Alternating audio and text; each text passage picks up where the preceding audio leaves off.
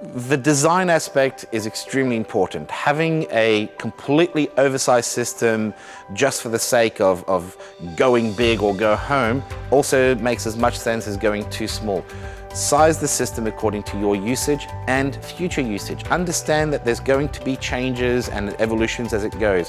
Things like taking battery and self-consumption as a must. Things like electric vehicles. Electric vehicles are not that far down the track. Within a few years, your next vehicle is likely to be an electric vehicle or a hybrid. So having excess generation, or at least enough to cover that future usage, will make sense now and into the future. For the moment, the majority of places are able to have a feed-in tariff. That feed-in tariff is any excess generation that occurs from your system.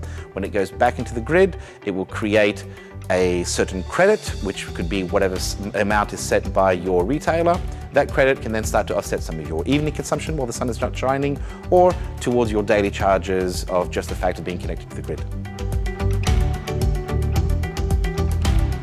So we'd say that we probably do a site assessment to almost all our sales.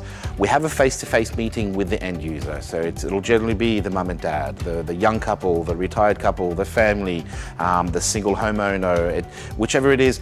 We have the site meeting not just to put a face to the customer. We have the site meeting to understand what their consumption profile is, what their home looks like, what the complexities of the home and designs are, how much roof space there is, whether they've got a swimming pool and whether they've got heating for the swimming pool. So there's a lot of variables that make up the decision what size you should have. It's not just, you got a roof, here's the size, voila, thank you very much, let's move on. There's a lot of factors that we need to get from the end user to match the size, and then they'll end up with exactly what their expectations should be. Slapping just a general random size, let's go with a 6.6 kilowatt just because that's the stock that I have and that's the inverter that I'm trying to flog off, is wrong. It just doesn't make sense.